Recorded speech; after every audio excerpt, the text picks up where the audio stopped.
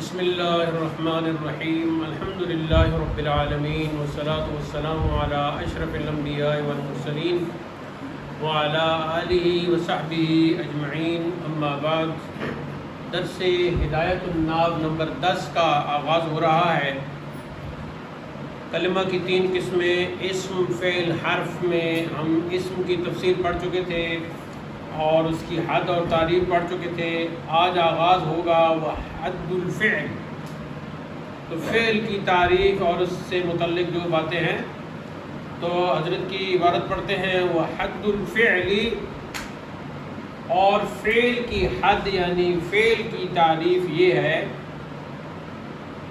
کلمۃ، وہ کلمہ ہے، تدل علی معنی فی نفسها، جو دلالت کرتا ہے معنی پر خود بخود، مستقل طور پر، ذاتی طور پر، دلالتا مقترنتا بزمان ذلک المعنی، ایسی دلالت جو کسی زمانے سے ملی ہوئی ہوتی ہے، اس کے معنی کے زمانے کے ساتھ ملی ہوتی ہے، یعنی اس کلمہ کا جو معنی ہوتا ہے۔ کا ضرب یضرب اضرب، تو اب 3 مثالیں دیں فعل کی علامت بیان کرنے کے بعد۔ پہلے ضرب، دوسری یضرب، اور تیسری اضرب، یہ فعل امر کی دے دی۔ یہ ماضی کے اس نے مارا، وہ مارتا ہے یا مارے گا، تو مار۔ جیسے اسم کی علامتیں بتائی تھی، تو اب اس کی علامات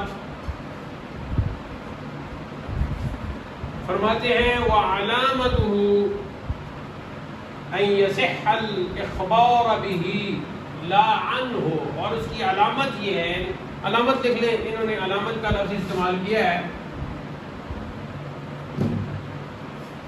علامت اس کی یہ ہے کہ اس سے خبر دینا، اخبار اس کے ساتھ، نہ کہ اس سے، یہاں بھی ہی اور عنہ کا فرق ہے،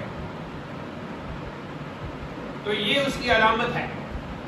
اب یہ حقیقی علامت تو ایک ہی ہے، باقی جو ہے نا اور بھی علامات ہیں، تو یہاں کیونکہ پہلا مقصد اس سے یہی ہے، تو اس کو علامت ہو کہا، اور دوسری ضمنی طور پر آتی ہیں تو وہ علامات ہیں۔ تو فرمایا کہ پہلی علامت اس کی یہ ہے، اور یہ حقیقی علامت ہے، ان یصح الاخبار بہ، یہ کہ درست ہو اس کے ذریعے خبر دینا، لا عنہ، نہ کہ اس کے بارے میں۔ اب وہ تو اسم کا تھا نا، یعنی یہ ہے کہ مسند الیہ ہونے کی صلاحیت، مسند ہونے کی صلاحیت تو رکھتا ہے، لیکن مسند الیہ ہونے کی صلاحیت نہیں رکھتا۔ اسم مسند ہونے کی صلاحیت بھی رکھتا ہے، مسند الیہ ہونے کی بھی صلاحیت رکھتا ہے، تو اس اعتبار سے اس کو جدا کرنے کے لیے یہ کہہ دیا کہ ان یصح الاخبار بہ لا عنہ، یعنی فعل جو ہے مسند ہونے کی صلاحیت رکھتا ہے، لیکن مسند الیہ ہونے کی صلاحیت نہیں رکھتا۔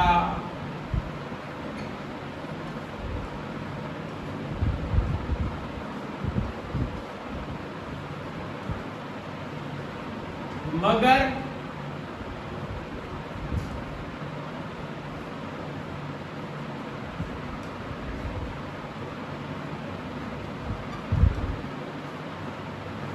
اب جو ضمنی علامات ہیں وہ بیان کرتے ہیں۔ وَدُخُولُ قَدْ،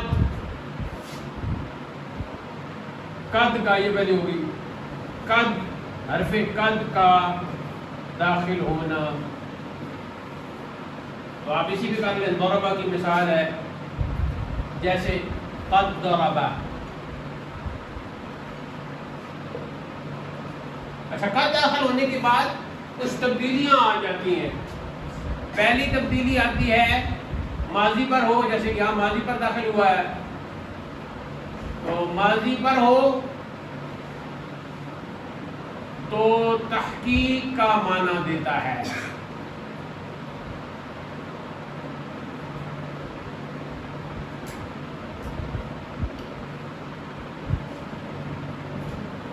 دوسرا یہ ہے کہ ماضی قریب کا معنی دیتا ہے.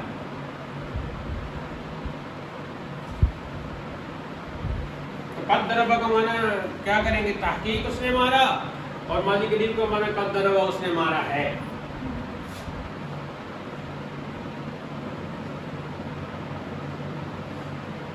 اور فعل مضارع پہ داخل ہو قد یضرب ہو تو مضارع پر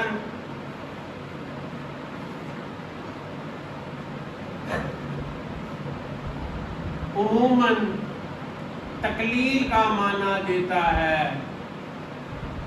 تقلیل کیا ہے؟ تھوڑا ہونا، کبھی کبھار.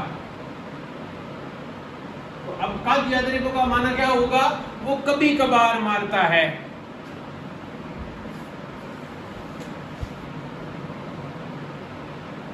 اور کبھی بعض اوقات تقسیم کا معنی بھی دیتا ہے.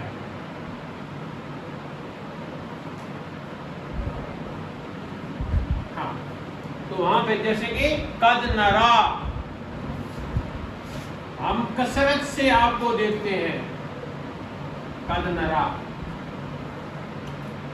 تیسری علامت ہے جی سین داخل ہونا.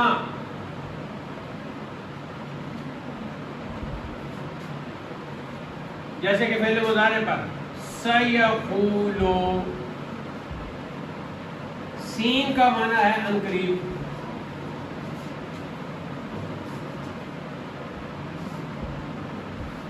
چوتھی علامت ہے سوفا داخل ہونا. یہ بھی فعل مضارع پر سوف تعلمون. تو سوفا جو ہے نا، جیسے سین عنقریب کے لیے ہے نا، تو سوفا جو ہے اس پہ تھوڑا سا معنی بعید کہا جاتا ہے، یعنی کچھ دیر بعد تم جان لو گے.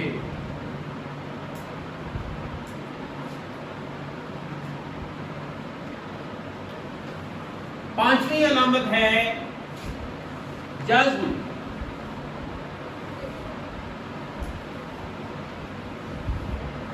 جزم ہونا.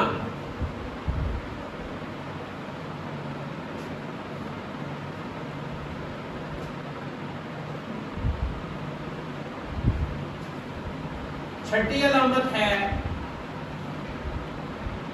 ماضی مضارع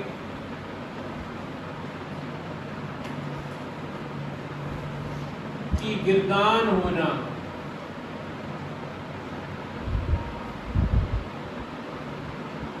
اسی سے جڑی ہوئی اگلی علامت ہے امر و نہی کے صیغے ہونا.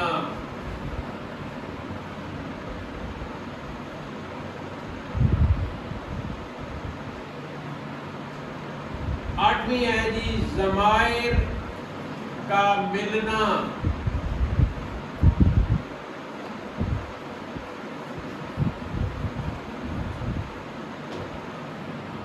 یہاں جو ضمائر کا ملنا ہے اس میں حضرت نے مثال دی، نہ ہو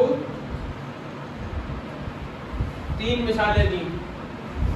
جیسے آپ الگ الگ لکھیں، میں ایک ہی دفعہ لکھوں گا. جیسے ضربت، جیسے ضربتی، جیسے ضربتو.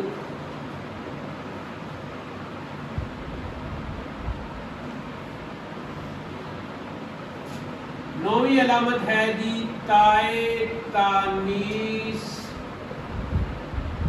یعنی مؤنث کی تا ساکنہ. تائے تانیث ساکنہ کا آنا جیسے ضربت،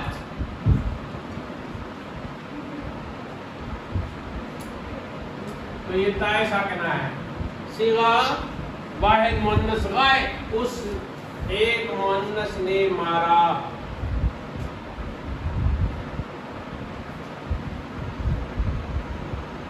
اور 10ویں نمبر پر ہے جی نون تاکید کا داخل ہونا.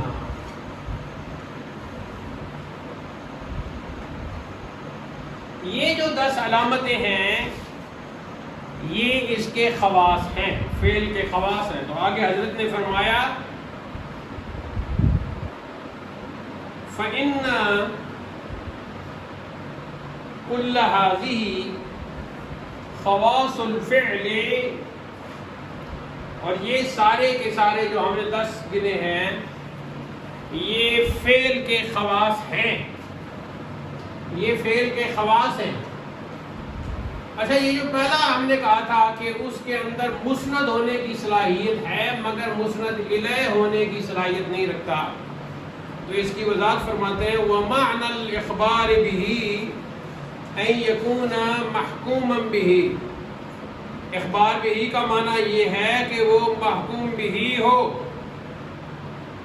وَيُسَمَّى بس یہ تو اب جتنے بھی فعلیہ جملے بنے گے تو آپ کو خود بخود پتہ چلتا جائے گا مسند کا، مسند الیہ کا، مبتدا کا، خبر کا. جملہ فعلیہ پورا جب اپنے ارکان کے ساتھ بنے گا، آگے جب اعراب بتائیں گے تو انشاءاللہ تو اس میں کوئی دقت نہیں رہے گی. بس یہ چیزیں ذہن میں رکھ لیجیے. یہ بھی آپ نے گردان علم صرف میں پڑھ لی ہیں، وہاں آپ نے صوفہ سین لگا کے امر کے، نائی کے سارے سیغے آپ نے پڑھ لی، تو آپ کے لیے کوئی نئی بات نہیں ہے. لیکن چونکہ علم صرف اور علم نحو آپس میں جڑے ہوئی ہیں تو لہذا کچھ باتیں پھر آ جاتی ہیں دوبارہ ادھر بھی. فعل کو فعل کیوں کہتے ہیں؟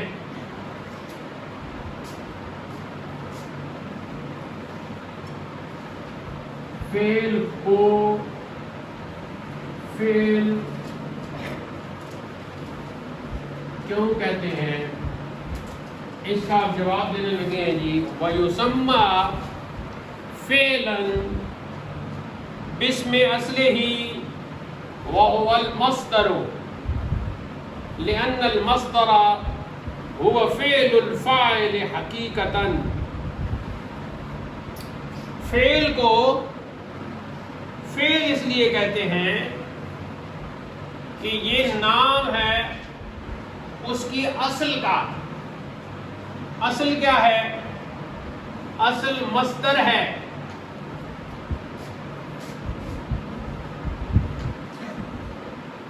فعل کو اپنی اصل اور وہ مصدر ہے کے اعتبار سے فعل کہتے ہیں.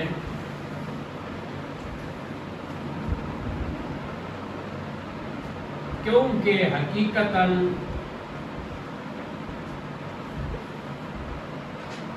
وہ فاعل کا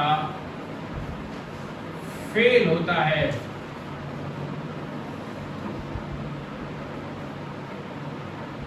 یہ ہے خلاصہ. آگے چلتے ہیں جی حرف کی طرف. وحد الحرف ہم نے پہلے تو پڑھ ہی لیا لیکن پھر اس کی تفصیل بتا رہے ہیں. اور حرف کی حد یعنی تعریف یہ ہے کلمۃ لا تدل علی معنی فی نفسها. ایسا کلمہ ہوتا ہے جو خود بخود اپنے معنی پر دلالت نہیں کرتا. اپنے معنی پر دلالت نہیں کرتا یعنی اپنا معنی نہیں بتا سکتا. بل تدل علی معنی فی غیرها، بلکہ دلالت کرتا ہے اپنے غیر کے معنی پر. نحو جیسے من. اب ایک حرف ہے من،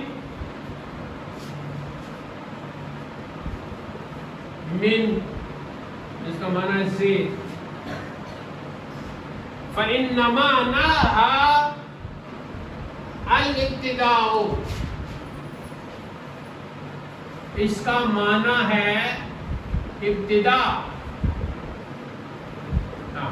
من کا معنی کیا ہے؟ ابتدا. وَهِيَ لَا تَدُلُّ عَلَيْهِ إِلَّا بَعْدَ ذِكْرِ مَا مِنْهُ الْإِبْتِدَاءُ. تو یہ اپنا معنی نہیں بتا سکتا اس وقت تک کہ جب کہ اس کا ذکر نہ کیا جائے جس کی ابتدا ہے، جس سے ابتدا ہے. کالبصرۃ والکوفۃ، جیسے بصرہ اور کوفہ. تو اب ہم کہیں گے من البصرہ یا من الکوفہ، تو اب من حرف من کا فائدہ ہو گیا، ابتدا ہو گئی. من البصرہ کا کیا مطلب ہے؟ ابتدا بصرہ سے. من الکوفہ ابتدا کوفہ سے. یہاں ایک بات آپ کو، یہ جو من ہم نے پڑھا ہے نا، اس کی میں بعد میں بات بتاتا ہوں. آگے کہتے ہیں مثلا تقولو، مثلا تم کہو سرت من البصرۃ الی الکوفۃ، سرت من البصرۃ الی الکوفۃ. تو یہاں دو حرف آ گئے، ایک من اور ایک الی. اب حضرت کہتے ہیں کہ من کا مطلب ابتدا ہے نا، تو وہ کسی جس سے ابتدا ہو رہی ہے اس کے ساتھ لگائیں گے تو معنی واضح ہوگا. تو ہم نے بصرہ کے ساتھ لگا دیا. سیر تو میں نے سیر کی، من البصرۃ بصرہ سے اس کی ابتدا ہوئی، اور الی انتہا کے معنی میں الکوفہ سے کوفہ تک اس کی انتہا ہوئی. میں نے بصرہ سے کوفہ تک سیر کی. تو یہاں من کا معنی ابتدا ہے، یعنی میری سیر کی ابتدا، سیر کا کیا مطلب ہے؟ چلنا. میرے چلنے کی ابتدا بصرہ سے ہوئی اور میرے چلنے کی انتہا کوفہ پر ہوئی. تو الا اور من اور الا دونوں، الا غایت کے لیے آتا ہے، انتہا کے لیے آتا ہے، انتہائی غایت کے لیے آتا ہے. تو وہ لفظ کوفہ کے ساتھ لگا وہ حرف، تب بات بنی. اور من ابتدا کے لیے آتا ہے تو وہ البصرہ کے ساتھ لگا تو تب بنی بات. تو ثابت ہو گیا کہ اگر صبح سے لے کر شام تک آپ من کرتی رہے تو کوئی فائدہ نہیں. اور اگر کہیں صرف تو من البصرۃ الی الکوفہ تو بات سمجھ میں آ جائے گی. وعلامتہ، اور اس کی علامت اللہ یصح الاخبار عنہ ولا بہ، اس کے ساتھ اخبار نہ ہو سکتی ہے، نہ اس کے ذریعے، نہ اس سے، یعنی نہ مسند بن سکتا ہے نہ مسند الیہ. حرف نہ مسند ہوتا ہے اور نہ ہی مسند الیہ.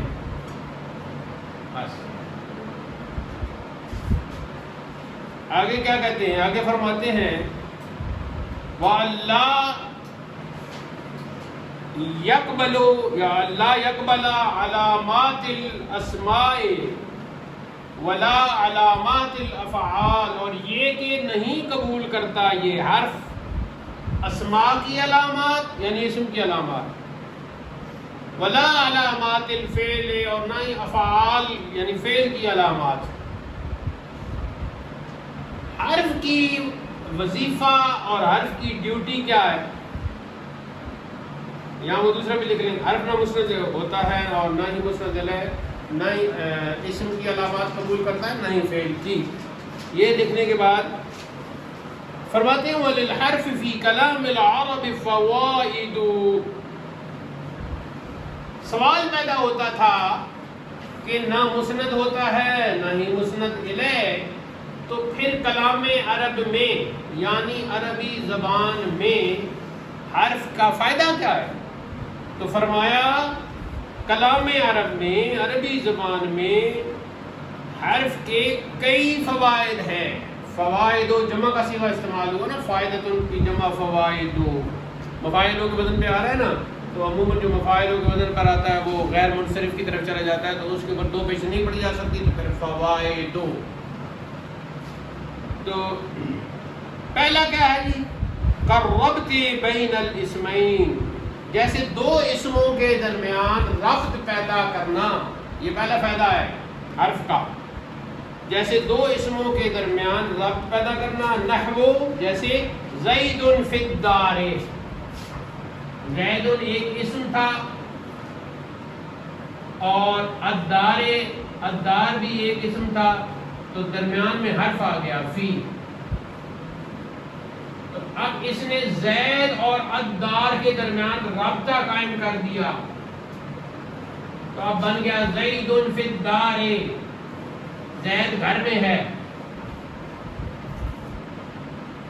تو زید اسم اور الدار اسم کو کے درمیان رابطہ جو پیدا کر رہا ہے وہ حرف ہے، اور وہ یہاں فی ہے۔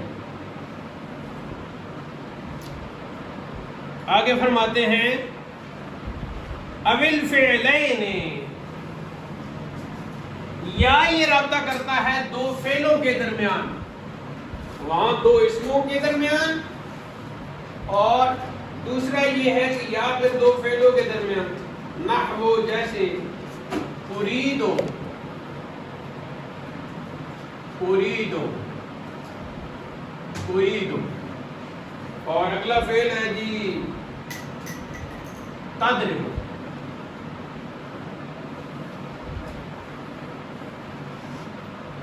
اب درمیان میں حرف آ گیا جی ان بھی حرف ہے،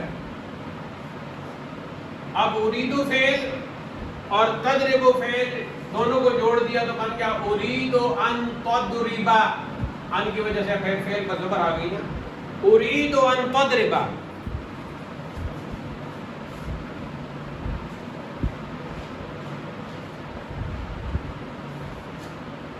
آگے جی وہ اسم و فعل، اور کبھی ایسے ہوتا ہے کہ فعل اور اسم کے درمیان رابطہ پیدا کرتا ہے، ورائٹی کتنی ہے، کبھی دو اسموں کے درمیان رابطہ قائم کرتا ہے، کبھی دو فعلوں کے درمیان رابطہ کرتا ہے، اور تیسری صورت کیا ہے، کبھی ایک فعل اور اسم کے درمیان رابطہ کرتا ہے، جیسے ضرب تو فعل ہے، اور الخشبۃ یہ اسم ہے جس کا معنی ہے لکڑی، یہاں درمیان میں حرف با آیا، تو اب کیا ہوگا، ضربت بالخشبۃ، مارا میں نے لکڑی کے ساتھ، تو ضربت فعل، الخشبہ اسم، تو اس فعل اور اس اسم کے درمیان رابطہ کرایا ہے حرف نے۔ یہ تین صورتیں ہو گئی، چوتھی صورت یہ ہے کہ دو جملوں کے درمیان رابطہ کرواتا ہے، بس کام اس کا رابطہ کروانا ہے، جیسے ان جاءنی زید، ان جاءنی زید اکرمتہ، اکرمتہ، تو یہ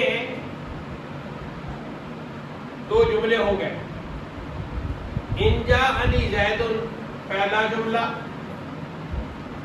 اکرمتہ دوسرا جملہ،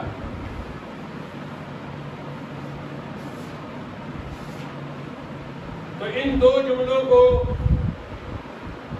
حرف ان نے ملایا، ان حرف ہے بمعنی اگر میرے پاس آیا زید، اکرمتہ میں اس کی کروں گا عزت، اس کا اکرام کروں گا، وغیر ذالک من الفوائد، اس سے ہٹ کر اور فوائد ہیں، التی تعرفھا جن کو تو جان لے گا، فی القسم الثالث تیسری قسم میں انشاءاللہ تعالی۔ یہ حضرت نے چار یہاں بتا دیے فائدے، مزید کہا مزید اور بھی فوائد ہیں جو تمہیں قسم ثالث میں پتہ چل جائیں گے۔ اب یہاں سوال پیدا ہوتا تھا کہ حرف کو حرف کیوں کہتے ہیں، تو اس کا جواب دے رہے ہیں وَيُسَمَّى حَرْفًا، اور نام رکھا جاتا ہے اس کا حرف لِوُقُوعِهِ فِي الْكَلَامِ حَرْفًا، کلام میں حرف کے طور پر واقع ہونے کی وجہ سے. تو حرفن کا معنی کیا ہے؟ اے طرفن، اذ لیس مقصودا بالذات مثل المسند والمسند الیہ. تو حرف کو حرف اس لیے کہتے ہیں کہ یہ ایک طرف ہوتا ہے، ایک کنارے پہ ہوتا ہے. تو حرف کا معنی کنارہ ہو گیا، تو اس لیے اس کو حرف کہتے ہیں. جب یہ کہتے ہیں کہ یہ ایک طرف ہوتا ہے، ایک کنارے پہ ہوتا ہے، تو مقصد یہ ہے کہ یہ مقصود بالذات نہیں ہوتا، یعنی ذاتی طور پر یہ ہمارا ٹارگٹ نہیں ہوتا، ہمارا مقصود نہیں ہوتا. سوال پیدا ہوتا تھا پھر آتا کیوں ہے، ہوتا کیوں ہے؟ تو اس کے جواب میں کہتے ہیں کہ یہ جو ہم کہتے ہیں کہ یہ ایک کنارے پہ ہوتا ہے، مطلب یہ ہے کہ نہ مسند ہوتا ہے نہ مسند الیہ ہوتا ہے. اصل کلام میں مقصود بالذات مسند ہے، کلام میں مقصود بالذات مسند الیہ ہے. تو جب یہ مسند بھی نہیں مسند الیہ بھی نہیں تو پھر پتہ چل گیا کہ یہ مقصود بالذات نہیں. تو دونوں نہیں تو پھر یہ ایک طرف ہو گیا، ایک سائڈ پہ ہو گیا، ایک کنارے پہ ہو گیا. بس جب اس کی ضرورت ہوتی ہے تو اس وقت یہ رابطے کے طور پر آ جاتا ہے. ٹھیک ہے، 2 سیٹیں ہیں، وہاں 2 افسر ہیں، ان 2 سیٹوں پہ ان 2 افسروں نے بیٹھنا ہے. ایک نوکر ہے، کبھی دروازے کے پاس ہوتا ہے، کبھی کھڑکی کے پاس ہوتا ہے، تو وہ ان 2 افسروں کے کچھ نہ کچھ کام آتا رہتا ہے. ایسی حرف ہے جو خادم ہے، نوکر ہے اسم کا اور نوکر ہے فعل کا. تو یہ فصل اپنے اختتام کو پہنچ گئی جی. تو کلمہ سے ہم اب ہو گئے فارغ. اب دوسرا لفظ تھا جی الکلام. تو اگلی فصل جو ہے وہ الکلام پر ہے.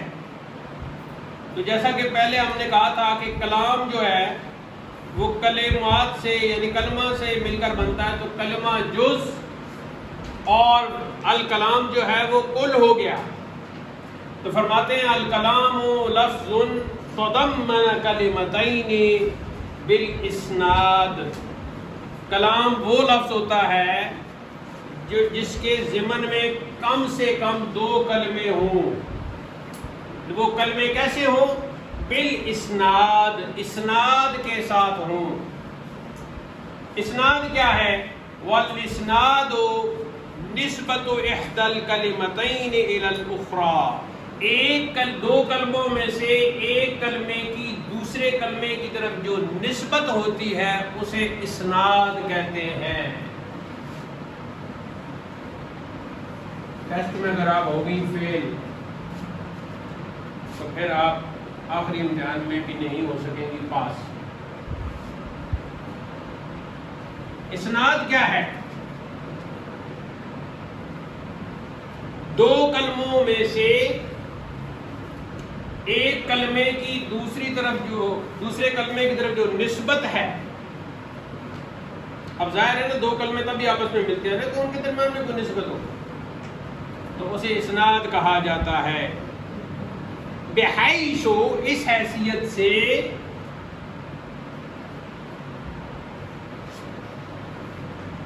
تفید المخاطبہ فائدۃ تامۃ، اس حیثیت سے کہ فائدہ دے وہ مخاطب کو پورا فائدہ.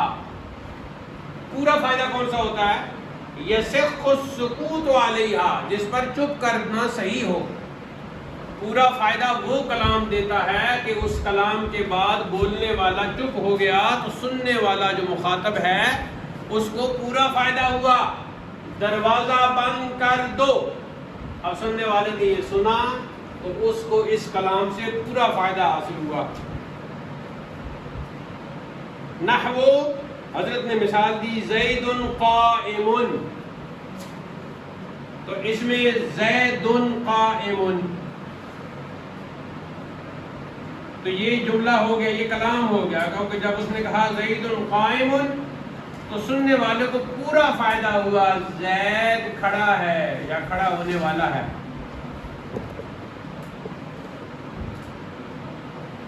اس میں تو فعل کوئی نہیں آیا نا، تو دوسری مثال حضرت نے فعل کی دی اور کہا قام زید، قام زید، قام فعل، زید اس کا فاعل، زید کھڑا ہوا، قام یقوم قیاما، صام یصوم صیاما، کھڑا ہونا، تو زید کھڑا ہوا۔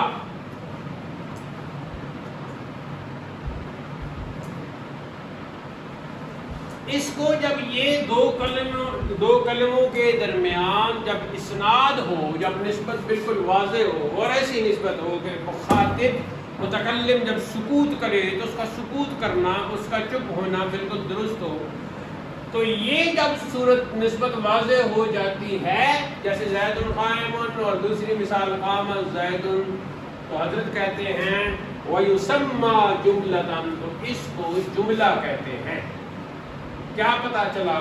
دوسرے لفظوں میں کم از کم دو کلمے جو آپس میں اس انداز سے ہوں کہ ان دونوں کے درمیان اسناد موجود ہو، تو ان دو کلموں کے ملنے کے بعد اس کو جملہ کہا جاتا ہے۔ تو عربی کا جو جملہ ہے اس سب سے چھوٹا، اس میں دو لفظ ہیں، زید قائم، قام زید۔ آگے فرماتے ہیں فعلم، تو معلوم ہو گیا، ان الکلام، انا ہم نے کیوں پڑھا یہاں، انہ کیوں نہیں پڑھا؟ درمیان میں ہے، عبارت کے درمیان میں ہے۔ فعلم ان الکلام لا يحصل الا من اسمین نحو زید قائم ويسمى جملة اسمیة، او من فعل واسم نحو قام زید ويسمى جملة فعلیة، اذ لا يوجد المسند والمسند الیہ معا فی غیرہما ولا بد للکلام منہما۔ اچھا، اب آگے وہ اور بات ہے، تو اس کا خلاصہ یہ ہے کہ معلوم ہو گیا کہ کلام حاصل نہیں ہوتا مگر دو اسموں سے، زید قائم، زید بھی اسم، قائم بھی اسم، زید اسم ذات اور قائم اسم فاعل، اور دوسرا ہے جی قام زید،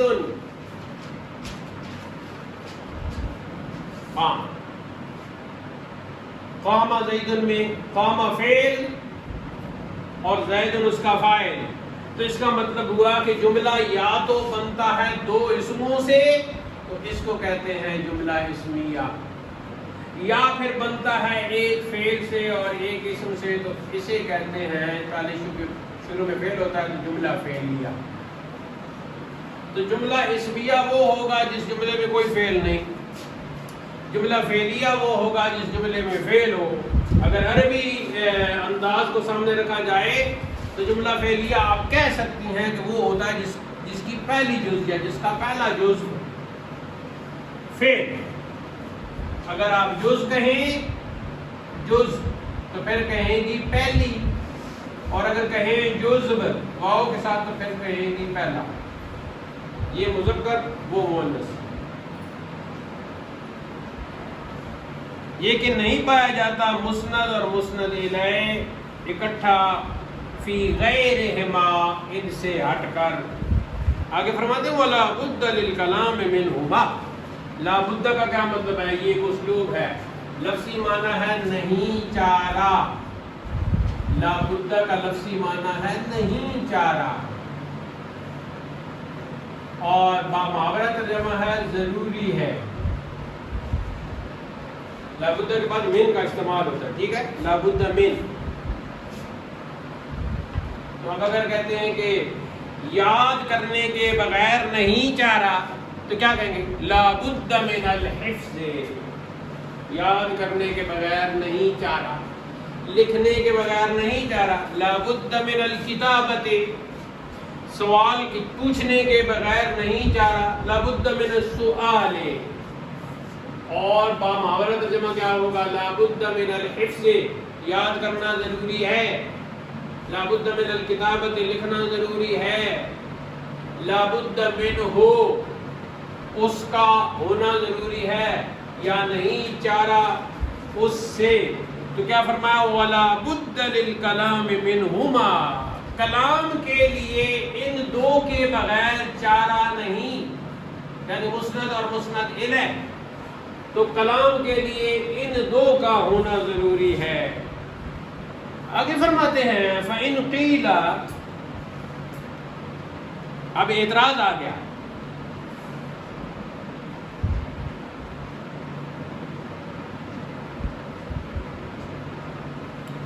قَدْ نُوقِدَ بِالنِّدَاءِ، نحو یا زید، نقد ینقد کا معنی ہے ٹوٹنا، تو نوقدہ فعل مجہول ہو، تو فرماتے ہیں اگر کہا جائے قد نوقد بالنداء، ندا آنے کی وجہ سے ٹوٹ گیا، کیا ٹوٹ گیا؟ یہ جو آپ نے ضابطہ بنایا ہوا تھا نا، آپ نے کہا تھا جی کہ جملہ یا تو ہوگا کہ دو اسم ہوں گے، یا پھر آپ نے کہا تھا ایک فعل ہوگا اور ایک اسم ہوگا، یہ آپ نے قاعدہ بنایا، یعنی دعویٰ یہ کیا کہ کلام یا تو بنے گا دو اسموں سے، یا آپ نے کہا بنے گا ایک فعل سے اور ایک اسم سے، یہ اعتراض ہے۔ اب جب کسی نے کہا یا زیدو، یا زیدو، اے زید، پکارا، تو یا حرف ندا اور زید منادہ ہو گیا نا، جس کے اوپر حرف ندا داخل ہو اسے منادہ کہتے ہیں، یا حرف ندا اور زید منادہ، تو یا حرف ندا کے بعد فعل چھپا ہوتا ہے ادعو، یعنی میں پکارتا ہوں زید کو، یا زیدو، یعنی مطلب ہے کہ ادعو زیدن، میں زید کو پکار رہا ہوں، میں زید کو پکار رہی ہوں۔ تو اب یہ اعتراض جو ہے نا یہ رفع ہو گیا۔ فَإِنْ قِيلَ، اگر کہا جائے قَدْ نُوقِدَ بِالنِّدَاءِ، ندا کا جو آنے کی حرف ندا آنے کی وجہ سے آپ کا جو اصول تھا وہ ٹوٹ گیا، اس اصول کی سمجھ آ گئی آپ کو؟ آپ دونوں کو تو نہیں، آپ کو آ گئی، کریں بیان۔ یہ جو اعتراض ہوا ہے، یہ اعتراض ہوا ہے کہ آپ کا اصول ٹوٹ گیا یا زیدو کہنے کی وجہ سے، تو یہ اعتراض سمجھ میں آ گیا؟ اس طالبہ کی سمجھ میں آپ کی سمجھ میں آ گیا؟ نہیں ہے، آپ کی سمجھ میں آ گیا؟ اچھا، تو کہتے ہیں قلنا، ہم نے کہا حرف النداء قائم مقام ادعو واطلب وهو الفعل، تو جواب میں ہم نے کہا کہ حرف ندا قائم مقام ہے یا تو ادعو کے یا اطلبو کے، اور وہ فعل ہے، فلا نقد علیہ، تو اب یہ نہیں ٹوٹا۔ آگے فرماتے ہیں وَإِذَا فَرَغْنَا مِنَ الْمُقَدِّمَةِ، اور جب ہم فارغ ہو گئے مقدمہ سے جو 3 فصلوں پر مشتمل تھا، فَلْنَشْرَعْ فِي الْأَقْسَامِ الثَّلَاثَةِ، تو اب شروع ہوتے ہیں 3 قسموں میں، وَاللَّهُ الْمُوَفِّقُ وَالْمُعِينُ، اور اللہ توفیق دینے والا ہے اور اعانت یعنی مدد فرمانے والا ہے۔ آگے فرماتے ہیں القسم الاول، پہلی قسم فی الاسم، پہلی قسم اسم کے بیان میں ہے، وقد مر تعریفہ، اور گزر گئی اس کی تعریف یعنی اسم کی، وہو ینقسم الی المعرب والمبنی، اور وہ تقسیم ہوتا ہے معرب اور مبنی کی طرف، فلنذکر احکامہ فی بابین وخاتمۃ، تو اس کے احکام ہم ذکر کریں گے 2 باب اور 1 خاتمہ میں۔ الباب الاول فی الاسم المعرب، پہلا باب جو ہے وہ اسم معرب میں ہے، جو انشاءاللہ بشرط زندگی ہم کل پڑھیں گے۔ تو آج کا جو درس ہے اپنے اختتام کو پہنچتا ہے، اللہ تعالی ہمیں علم نافع عطا کرے اور اس کے ماں بعد حسن عمل کی ہمت افزانی کرے۔ اس کے بعد ہمارا بول چال کا درمیان میں وقفہ آئے گا اور اس سبق کے حوالے سے کوئی سوال ہوا تو اس کا ہم جواب دیں گے۔ وآخر دعوانا الحمدللہ رب العالمین۔